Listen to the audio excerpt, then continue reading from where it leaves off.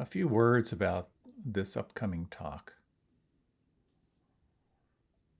There are times when joy seems far, far away, an impossible state. And yet, in the absence of grasping, in the absence of judging, in the absence of pushing away, in the absence of doubt, in the absence of worry, in the absence of restlessness, in the absence of sleepiness, there is this quality of presence. And joy actually, some would say, is an inherent birthright. How do we increase our capacity for joy? It's an inner job, it's also an outer job because we live in this relational field. Developing our capacity for sympathetic joy, to take joy for the joy of others, is all part of the heart training. So, I hope you enjoyed this following talk. This is one of the first live streams we did quite a few years ago. Thank you so much, and many, many blessings.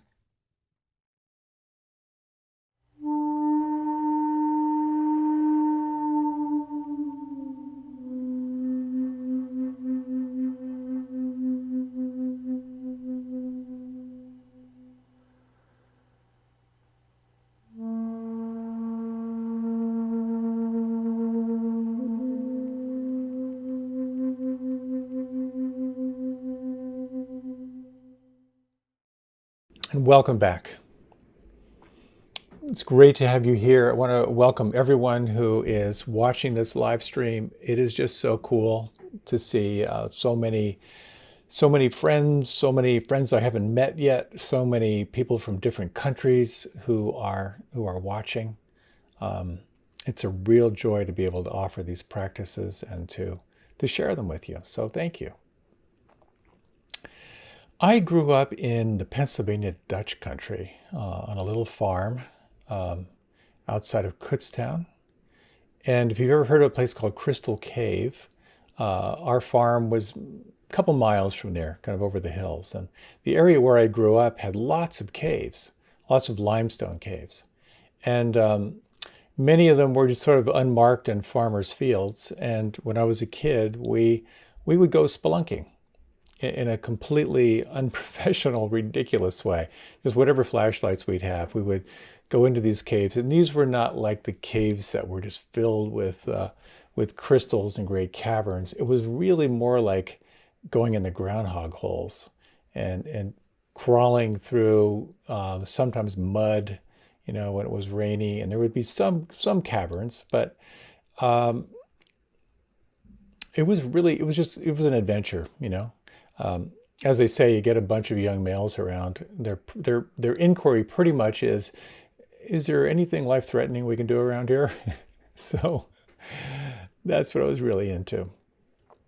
And I remember actually one time in particular, I think it was Chauffeur's Cave, and being down in there for quite a while with some friends. And it was in springtime. And emerging from the cave, just, and the tiny little spaces, it would freak me out to do it now, I think. But emerging from the cave, and suddenly all the smells were so intense.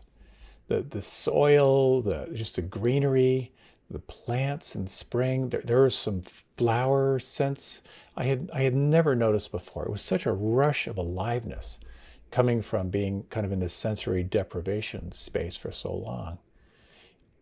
And one of the things that I came to realize, or to really enjoy, was to really pay attention to that moment when I would emerge from the underground and feel that rush of my senses filled. I didn't realize how rich life was until I had had that time away from it. That leads a little bit to the talk I'd like to share tonight, and this talk is on joy. I'd like to talk about four things. First, why talk about joy when there's so much struggle going on right now? What gets in the way of the experience of joy? And what's the doorway to accessing joy? And then finally, to talk about how can you increase your capacity for joy in daily life. So I've been thinking about this talk of joy. It's been on the calendar for a while. I wasn't anticipating the coronavirus and all the incredible challenges so many people are going through. And I've been giving a lot of talks recently on what gets in the way of our true nature. I've talked quite a bit about the 5 mental states that occlude clear seeing and an open heart, of aversion, of craving, of restlessness and worry, of sloth and torpor and doubt. Talked recently about fear. Why talk about joy? And it's been on my mind. But I got a beautiful email from someone, from a depth practitioner who shared that she had gone to the mindful movement class before talk and did the meditation, and afterward, she wrote, after this meditation and Dharma talk, she said this. She said, I feel really good right now. And then wham, the thoughts came in. How can I be enjoying things while so many people are hurting? And logically and intellectually, I know me being distraught will not help the situation. I do believe that me feeling good puts me in the best position to help when I figure out what's mine to do. But the default reaction of guilt, feeling bad about feeling good, is hard to release. What an awesome observation. Is it okay for us to feel content and alive and happy when so many people are struggling? Can you relate to that? In the midst of all the turmoil, how many moments of peace, how many moments of presence, how many moments of contentment have you had in this last week? And to what degree are you okay? And to what degree have you felt safe and been engaged in your life, aware of the blessings in your life? There's this classic teaching around life is the 10,000 joys and the 10,000 sorrows. That's what life is. It's this fluctuation between deep, deep sorrow and ecstatic joy. And the practice is to be open to all of it. To remember that life is filled with light, and it's also filled with darkness. Our practice is not to deny sorrow, not to deny joy, but also it's not to assume that any of these states are permanent. There's some people, when we talk about the 4 noble truths, which are really the foundation of this practice. I remember many years ago someone observing that we have a tendency to focus either on the first 2 or the second 2, and some of us have an inclination to focus on the first 2. The first being that stress and suffering are part of the human experience, and the second, that there's a cause for that stress and suffering, and it has to do with attachment. It has to do with clinging. It has to do with identification. So there's those who are naturally inclined to want to really investigate, okay, here's the stress, where's the cause? It can be very, very fruitful. Then there are people who tend to focus more on the second 2 noble truths. And the third noble truth is that you can release stress and suffering. It's possible to let go. And the fourth, that there's a path, there are observations, there are techniques, there are practices that can lead to a further releasing of stress and suffering. And so there are some people who tend to focus more on those. Hey, you can let go, and there's a path of letting go. Each of them can be a little bit out of balance. Focusing just on the first 2 makes you a little bit grim. Okay, where's the source of suffering? Focusing on the letting go and the path of letting go can sometimes lead to premature transcendence or kind of spiritual bypassing. We'll talk about that in a little bit. And really what it points to is this beautiful articulation of the middle way. Not too tight, not too loose. To notice when you're being grim, notice when you're easing into premature transcendence.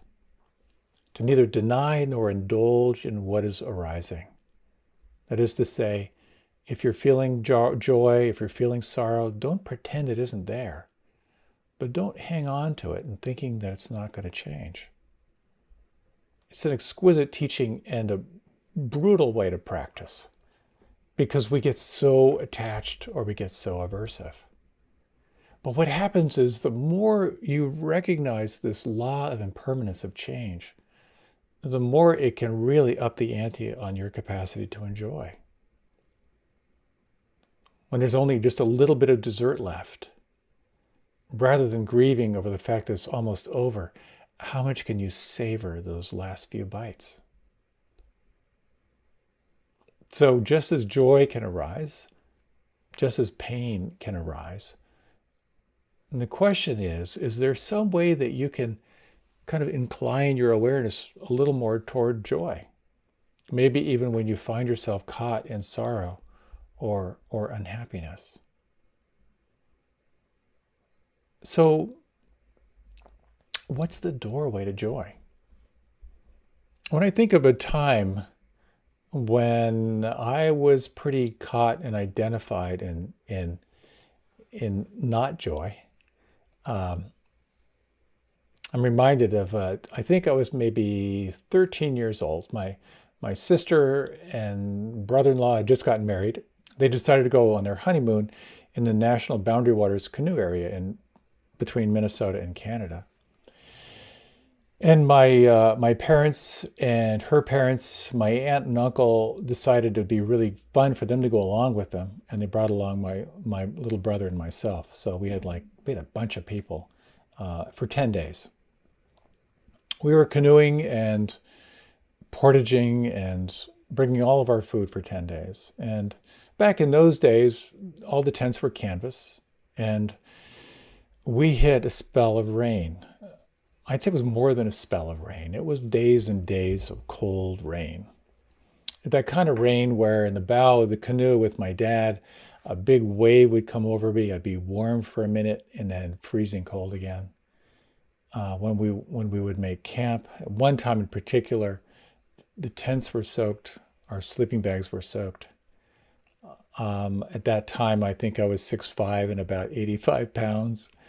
I was wearing jeans. You know what it's like when it's cold and your jeans are soaking wet. You don't want to move because another bit of jeans material is going to freeze your skin.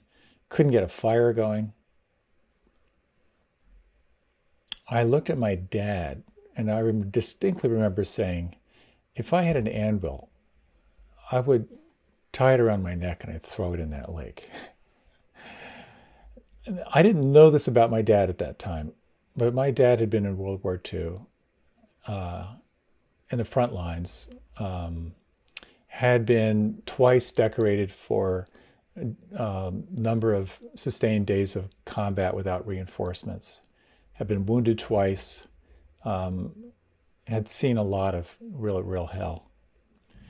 He gave me a look that I had never seen before, a very, very steely look. And he said to me, "Hey, no one's shooting at us." That totally shut me up. Something about the conviction and the way he delivered that line was like, wow, yeah, I get it. No one's shooting at us. That's begin kind of a catchphrase for me from time to time when I'm complaining. No one's shooting at me right now. In a roundabout way, it points toward the doorway. And the doorway is gratitude and appreciation. So it's one thing just to think, okay, no one's shooting at me. That does open up a sense of gratitude, but I'd like to talk a little bit more about some of the other avenues of gratitude. Because gratitude and appreciation, they are a state changer. If you like, just close your eyes just for a moment, just to kind of get a sense of this. And if you would, take 3 slow, deep breaths now.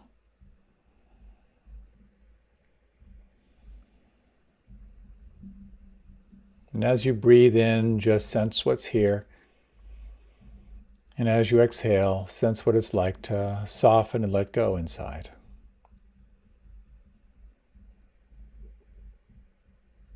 And if you would, bring your mind to someone or something that you feel grateful for or you appreciate right now. Someone or something you appreciate. And if you like, you can bring your hand to your heart and just hold your hand there and take some time just to reflect on this. Can you create a mental image? Can you sense what it feels like when you turn toward gratitude and appreciation?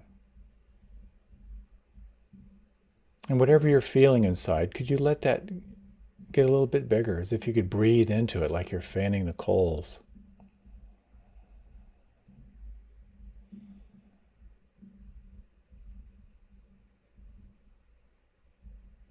And just sense whatever is present, just in this 1 minute of reflection. Then if you like, you can deepen the breath, and if you like, you can open your eyes or you can leave them closed. Gratitude and appreciation can be a doorway to joy or to more wholesome states. There was a time when I was really into cultivating gratitude and appreciation. And for many people, I created a gratitude journal, but my list was a little bit different. I would write down 10 things that I was grateful for, but my rule was I could not repeat myself. Very, very powerful for about a week. And then I started running out of things. And then out of desperation, because I like to stick to my commitments, I started listing the body parts that weren't hurting. And even though I was filling my commitment for those 10 things I was appreciative of, it actually was a really powerful practice. It's kind of like no one's shooting at me. Kind of like, wow, my big left toe isn't hurting. And it really sort of reinforced this sense of like, hey, I'm not dead yet. This is good. So pausing to reflect on what you're grateful for can be immense. But in a way that doesn't really speak to the potency of kind of unwinding what occurs when you're stuck. When you're really, really sensing this sorrow is deep, this grief is deep, this sense of unease is really, really deep. Just turning to gratitude doesn't necessarily make it go away. It can change your state in a powerful way. There was a time someone told me they were just unhappy. They just had a sense of malaise. And at some point, he told me he was just drinking a beer and he just asked himself, I'm so unhappy. What's this all about? And for some reason, just this little voice just said, your marriage is over. Maybe it needs a makeover, but I'm pretty sure this is over.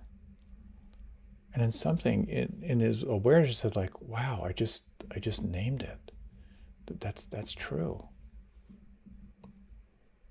This points toward a really courageous part of meditation and a courageous part of life, which is when you're not feeling joyful, when you're experiencing a sustained period of one of those 10,000 sorrows, it's the courage to turn toward it. Different forms of meditation focus on different elements. Some focus on concentration, just on sustaining one pointed attention. Some of them focus more on just being the observer of what's changing, this kind of open monitoring of what's coming through and sensing your relationship to it. Some traditions focus solely on loving presence, on compassion. And some focus simply on resting in being, resting in effortlessness. One of the elements that I so enjoy about insight meditation or vipassana meditation is the invitation that when something arises that you really sense is between you and feeling free, that you actually turn toward it and you begin to investigate it. You look closely at it. Where does it live on the inside? What are you believing about this? How old is this? What happens if you bring a sense of kindness toward this? And quite often, when you have the courage, when it feels right, to turn your attention to really investigate it, there can be some very, very powerful insights that can arise. I recently had one of these moments, and I thought I might share it. I've been really, really busy, transitioning to kind of online and trying to be supportive in all the ways I can be. I have been just 7 days a week going at it. So I've also been a little bit removed from COVID-19 because I've been living pretty much in isolation here. And when I go out every couple of weeks, I'm fully prepped and pretty much just living here in the woods. So I haven't been really touched by the virus until a good friend informed me that her dad was on a ventilator. And then later that her dad passed. And because of my connection to her, I began to kind of really open to what this must be like. And so when I responded to her in an email, I found myself just imagining what it must be like for her to lose her dad. And she was able to communicate with him through a recorded message that he got to hear. I mean, it was just so deeply, deeply touching. And in that sort of empathic rush of what must this be like to lose someone, I thought of my wife. I thought of Tara, of what it would be like if she were to contract this and find herself unable to fight it. And I began to feel a very intense pang of loss and grief. And something in me knew it was important to stay with it. And so I stayed with it, and I could feel there's just the clench and the hollowness and the helplessness. And I brought my hand to my heart, just to sense, can I just hold this in loving presence? And as I did so, and just kind of like being there for a while, I could begin to feel a connection to Lynn and to her family and with her dad and to all those who are in fear of losing loved ones. And I began to feel this feeling inside began to shift. It began to move from this intense, gripping fear into a much more expansive, connected flow. And then it began to shift even more into this sense of like, not to overstate it, but a sense of just almost like ecstatic appreciation. This recognition that, well, actually, she's really healthy and really vibrant and really alive right now. And we have this time right now. And what an incredible blessing to have what I have right now. It's a very powerful experience for me. I'm normally not one to sort of embrace the sorrows, but because for whatever reason I had the presence to really stay with that clench of sorrow and fear and grief, because I could stay with it and somehow call on compassion and empathy, I was able to kind of ride that wave to really move to this place of deep appreciation and gratitude and embracing the aliveness that's right here. That is an elemental part of the practice. And I'd like to offer a little experience, which I've led before, but it can be very, very helpful. And sort of it's informed by the work of focusing and by Dr. Eugene Genlin. It's called clearing the space, where you ask yourself a question. And the question I'll be asking you is, what's between you and joy? And what you'll do is you'll just sort of let one thing come to mind. And it might be, if I think about that right now, it might be, I haven't heard from someone in a while, and I hope they're okay. And so what you'll do is you just say hello to that. And you imagine you just move that to the side, and you can just place the concern for it to the side. It doesn't go away, it's just the concern for it to the side. And then again, I'll ask you, what's between you and feeling joy? And you'll just let something come up. You'll say hello to it and move it to the side. And I'm going to ask this question 5 times. And what it will do is it'll begin to help you sort of name the landscape of what's between you and feeling joy. So if you like, if it feels right for you, you can close your eyes. And again, you might just sense the breath. Use the next few breaths as a way of calling your attention back inside.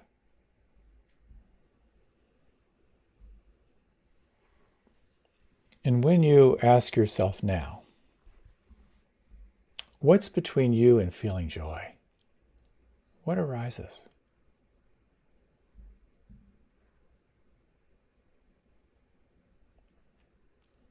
And in your own way, can you just let it know you see it? Say hello to it.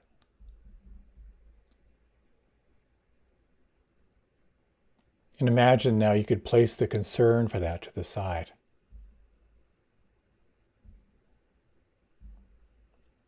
And then again, what's between you and feeling joy?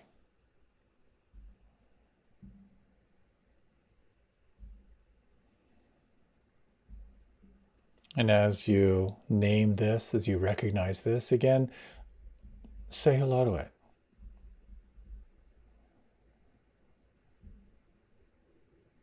And imagine you could slide the concern for that to the side.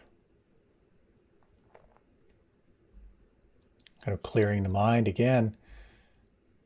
In your life right now, what's between you and feeling joy?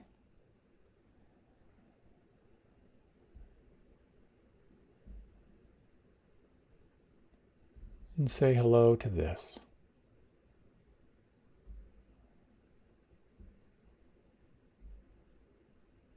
And imagine you might just place the concern for that to the side.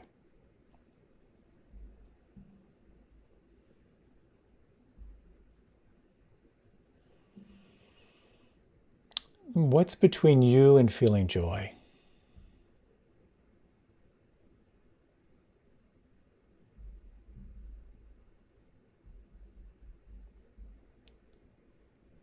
And in your own way, let this know you see it. Say hello to it.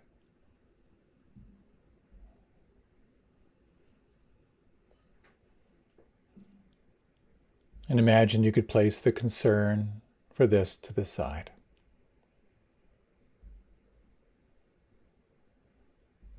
And one final time.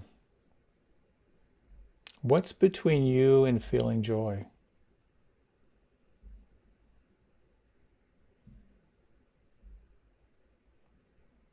Say hello to this. And imagine you could place the concern for this to the side.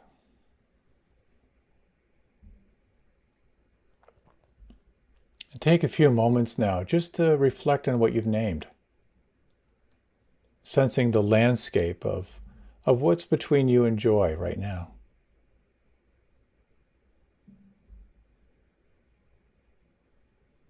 You may find perhaps just a little bit of space in just naming them. Or you may find how alive, how tender these issues are in your life. And you might just sense in your own way if there's something here that you might like to investigate or might like a little more time or attention from you in the future. Just let that know in your own way that you're here. When the conditions are right, your intention is to fully be with this.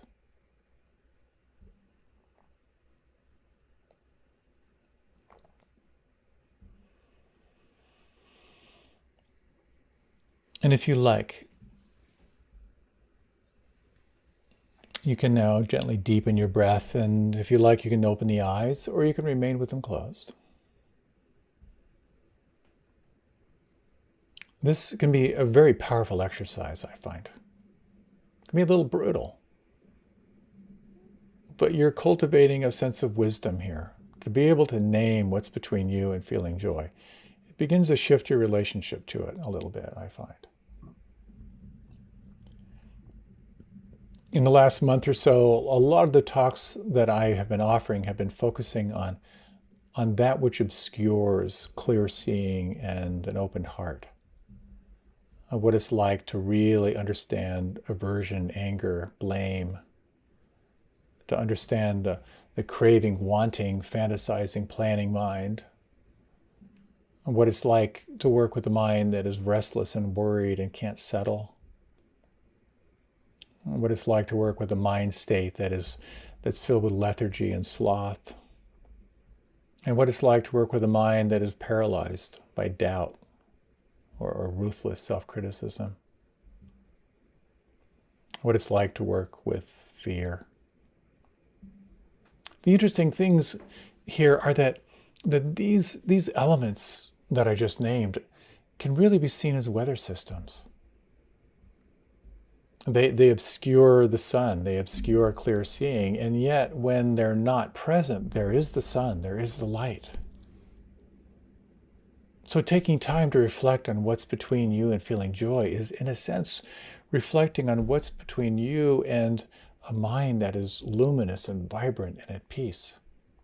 And taking the time to investigate, which we don't have time in this talk, but to reflect on that practice of rain, to recognize what's here. The A, to ask if you can allow it, if you can accept it, which you can't all the time, and that's strategic sometimes to not look. But if it does feel safe to investigate somatically, investigate your beliefs, and most importantly, take time to call on loving presence, on compassion and kindness. And you may find that something that feels very, very tight may begin to soften in some way. There might be some insight that arises or some possibility that wasn't there before. You know, every coin has two sides.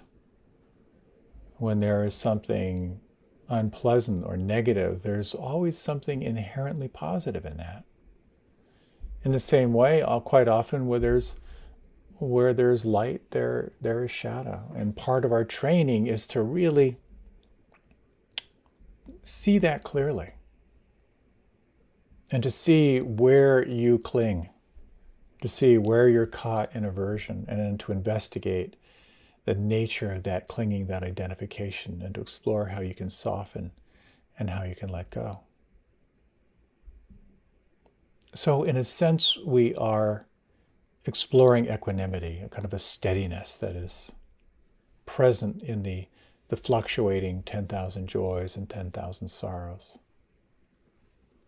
But that being said, we can also train ourselves to look for the good, to look for the wholesome.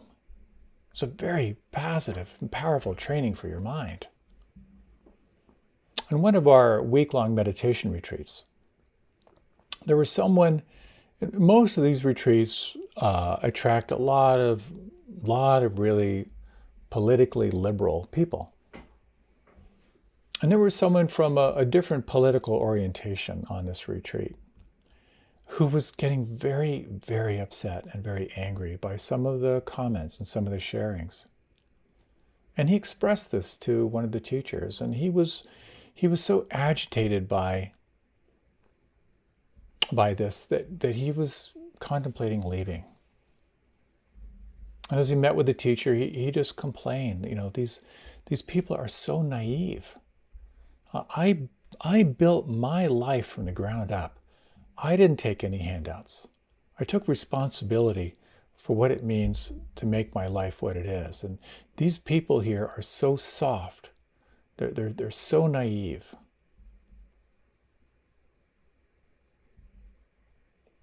These are people who just want to give the money away that I earned to support people who aren't taking responsibility for their life. And it disgusts me, and I think I have to leave.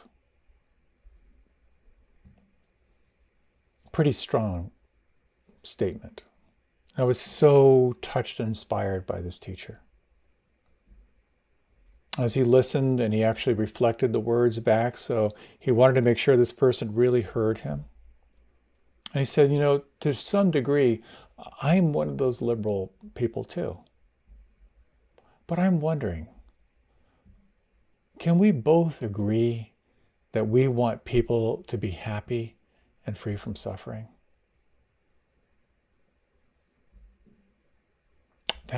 That question reframed the conversation, because this man said, absolutely. I also want people to be happy and free from suffering. And then they began to open up how they had different perspectives on how that could happen. I love that story, because it shifted polarizing into finding something wholesome, to seeing the good in the conversation. The recognition that neither of us want people to needlessly suffer. When it comes to looking for the good and embracing joy in your life, there's a shadow side to it, and there's something to really be aware of, because sometimes we so want to get to that joy stuff that it leads to what we call premature transcendence, or spiritual bypassing. Because we so want to get into the joy stuff, we tend to not be willing to name or feel the shadow side of things. Another shadow of the practice is feeling guilty when you're not feeling joy. I certainly know this one. Like, well, I'm a long-term meditator and I'm a Dharma teacher. I am not supposed to be feeling this. I'm supposed to be feeling joy and happiness. And we can easily fall into this trap. If I'm not feeling joy, something's wrong with me. And so what that points to, again, is this middle way. Remembering that all things change, that when you're struggling, when you are in one of those 10,000 sorrows, remembering that this will pass, that there are practices that can help you to see into the nature of its impermanence, and to get the lessons you might need to learn from that.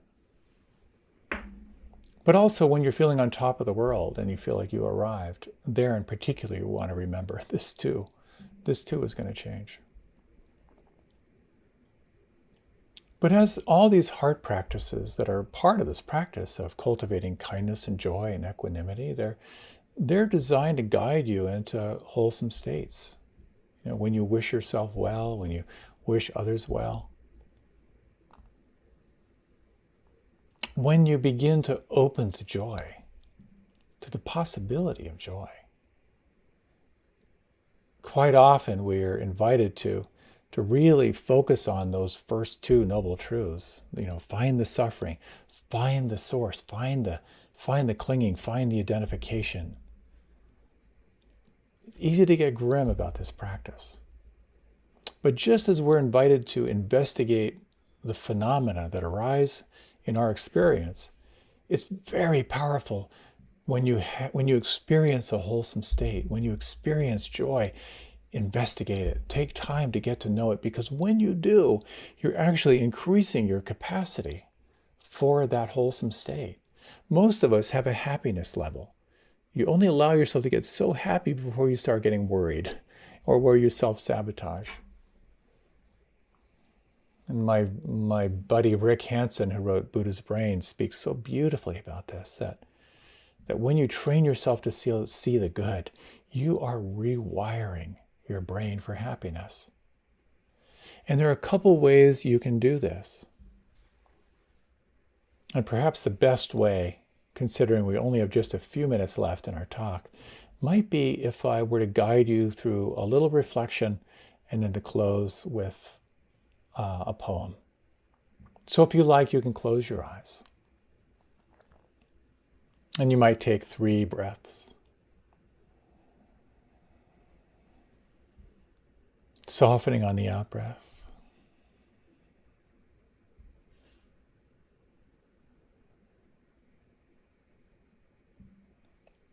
And bring into mind someone or something that touches your heart, something you're grateful for. So I like to say quite often, go with a dog or a pet or a plant. But take a few moments just to settle on one thing that you appreciate, that you're grateful for.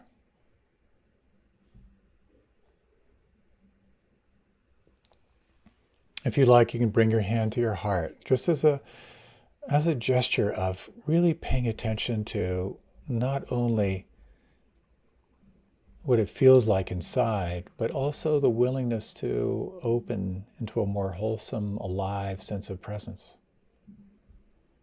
Here are some of the ways that you can begin to kind of amplify this feeling. Notice where you feel it in your inside. You might lengthen and deepen your breath a bit. Where do you feel it?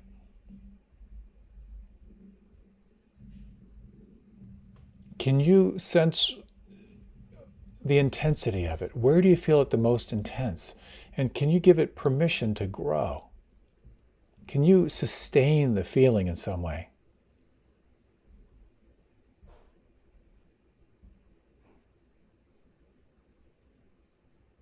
And as you sense it inside,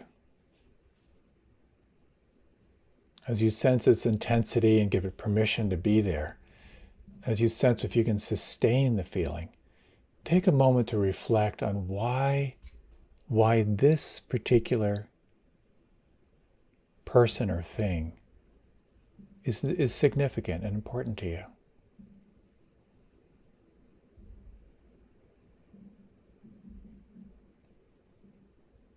Why is your capacity for joy and happiness important to you?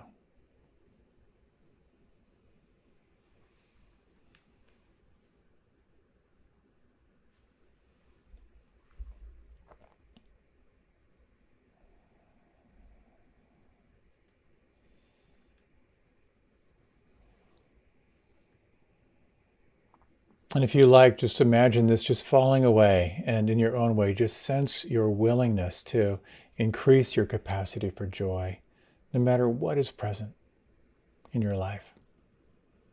To sense in your own way how your capacity for joy and wholesome states allows you to be more intimately present to all that arises in your life, to those who are most important to you,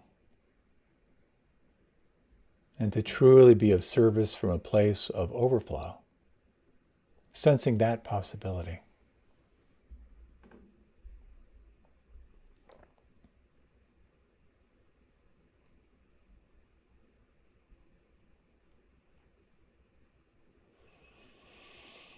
And now reflecting on the following words from John O'Donohue.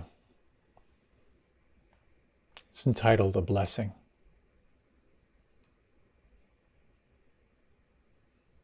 May you awaken to the mystery of being here and enter the quiet immensity of your own presence. May you have joy and peace in the temple of your senses. May you receive great encouragement when new frontiers beckon. May you respond to the call of your gifts and find the courage to follow its path. May the flame of anger free you from falsity. May warmth of heart keep your presence aflame, and may anxiety never linger about you.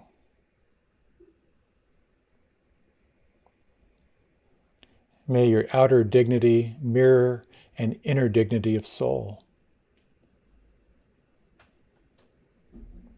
May you take time to celebrate the quiet miracles that seek no attention. May you be consoled in the secret sympathy of your soul.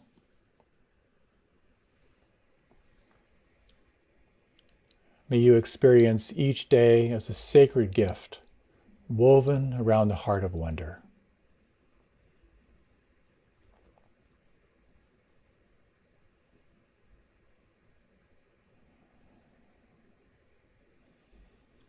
As you're ready, you can gently deepen your breath.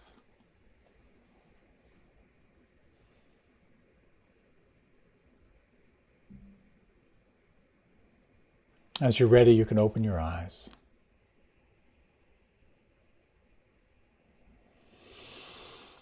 Thank you so much for your time and attention. Wonderful to be with you. May you have a wonderful evening together and beyond. I so appreciate your presence, and I wish you well.